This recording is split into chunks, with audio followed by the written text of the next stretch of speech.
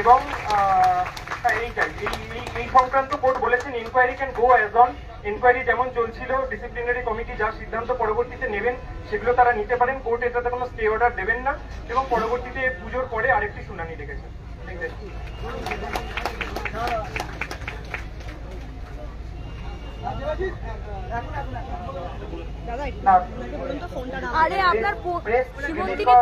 আমাদের এটাই উদ্দেশ্য ছিল ওয়েস্ট বেঙ্গল জুনিয়র ডক্টর ফ্রন্টের পক্ষ থেকে যে কর্মসূচিগুলো, সেই কর্মসূচির একটা ঘোষণা এবং আমাদের যে সহযোদ্ধারা আজকে গত 42 ঘন্টা হয়ে গেল না খেয়ে আমরণ অনশনে রয়েছেন, তাদের শারীরিক অবস্থার একটা আপডেট, এটুকু প্রাথমিকভাবে উদ্দেশ্য ছিল। কিন্তু একটা কথা বারবার আসছে যে এই যে আন্দোলন চলছে এবং যে 10 দফা দাবিকে নিয়ে আমাদের সহযোদ্ধারা আমরণ অনশনে বসেছেন, এখানে কিন্তু বারবার পুলিশ প্রশাসন আইনিভাবে নানাভাবে বাধা দেওয়ার একটা চেষ্টা কিন্তু করছে।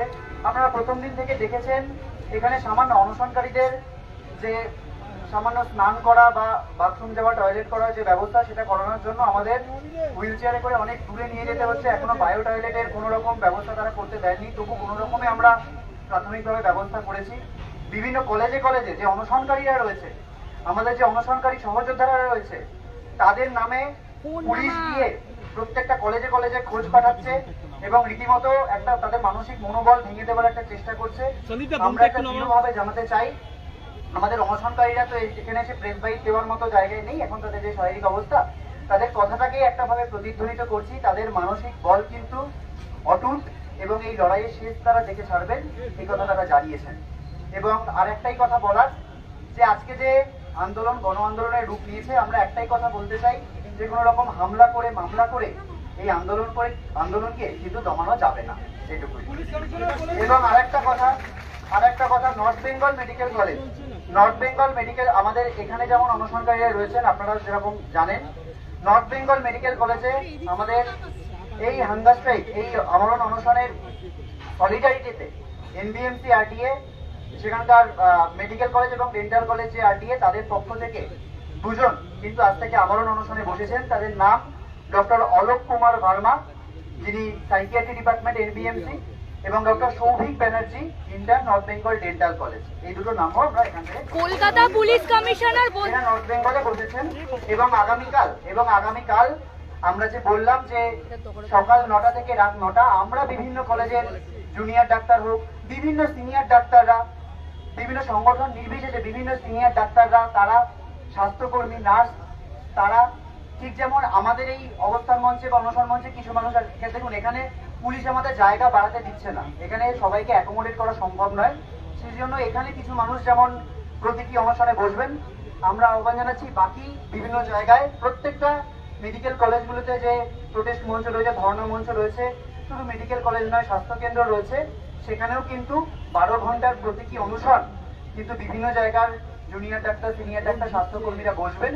এবং সাধারণ মানুষ যারা আমাদের পাশে আসছেন, তাদেরকে কিন্তু আমরা আমাদের পাশে, আমাদের সংগঠিতে চাইছি, যাতে তারা আমাদের পাশে এসে দাঁড়ান। এটুকুই।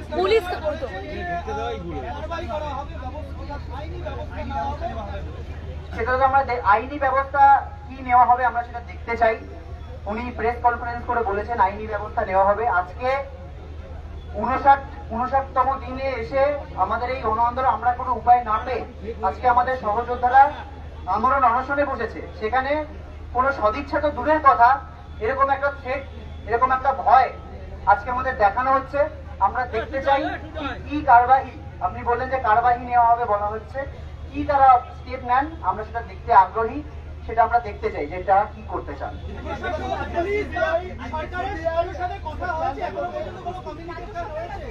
আমাদের সাথে কোনো কমিউনিকেশন এখনো অবধি কোনো তরফে করা হয়নি।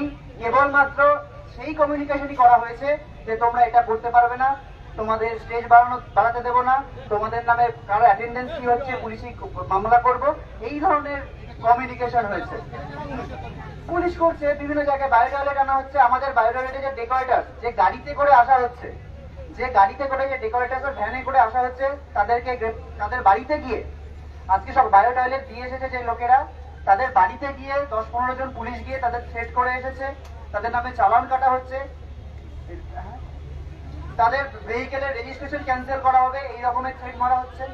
এই হচ্ছে ড্রাইভারকে সমস্যার সমাধানের জন্য কোনো কমিউনিকেশন না, সমস্যা সমাধানের জন্য কোনো কমিউনিকেশন আমরা কিন্তু পাইনি। আলোচনার ডাক, না, কোনো রকম আলোচনার ডাক আমরা পাইনি। আপনারা কি আলোচনায় বসতে এখনো আগ্রহী? দেখুন, এই কথাগুলো তো এখন আপেক্ষিক হয়ে যাচ্ছে। আমাদের সহযোদ্ধারা এখানে গত 42 ঘন্টা ধরে আমরণ অনশনে বসে রয়েছেন। এখানে আমাদেরকে এই প্রশ্ন করাটা আমরা মনে করছি খুব একটা ব্যর্থ প্রশ্ন, যে আমরা আলোচনায় বসতে চাই কি চাই না। এই প্রশ্নটা আপনারা সরকারকে গিয়ে করুন, তাদের কোনো সদিচ্ছা আছে কিনা, তারা কোনো আলোচনায় বসতে চায় কিনা। এই প্রশ্নটা আমাদের করা অত্যন্ত অনর্থক বলে আমরা মনে করছি।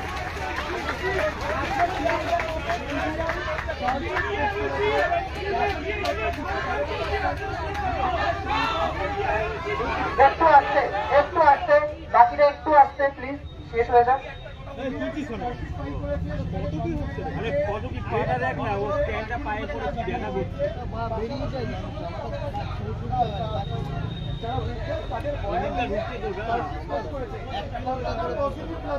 দেখুন, আজকে যে চার্জশিট পেশ হয়েছে কি হয়নি এই খবরটা আপনারা প্রথম আমাদের দিলেন। আমরা এখনো জানি না শিয়ালদা কোর্টে কি ঠিক চার্জশিট পেশ হয়েছে। এবং দ্বিতীয় কথা, এই যে চার্জশিট পেশ হয়েছে, আমরা আমাদের যতটুকু লিগ্যাল নলেজ সেটুকুতে এটা দাঁড়ায় যে এটা হচ্ছে প্রাথমিক একটি চার্জশিট। তো তার ভিত্তিতে কোনো মন্তব্য করা আমাদের এই মুহূর্তে সম্ভব নয়। আমরা আমাদের লিগ্যাল টিমের সাথে কথা বলে আমাদের যে প্রতিক্রিয়া সেটা পরে জানাবো।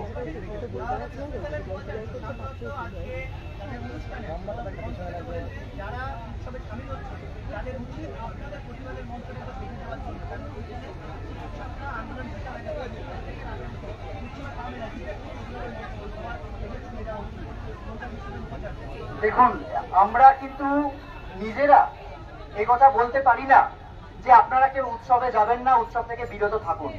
কেননা এই ন্যারেটিভটাই কিন্তু চালানোর চেষ্টা হচ্ছে অত্যন্ত সুচতুর ভাবে, যে উৎসব বনাম প্রতিবাদ। রাজ্য জোড়া উৎসব চলছে এবং তার এবং এবং এবং তার বদলে আমরা নাকি উৎসবে কাউকে যোগদান করতে দিতে চাই না। সেই জন্য এরকম একটা প্রোগ্রাম বা অনুষ্ঠানের মতো এরকম একটা জিনিস আমরা করছি।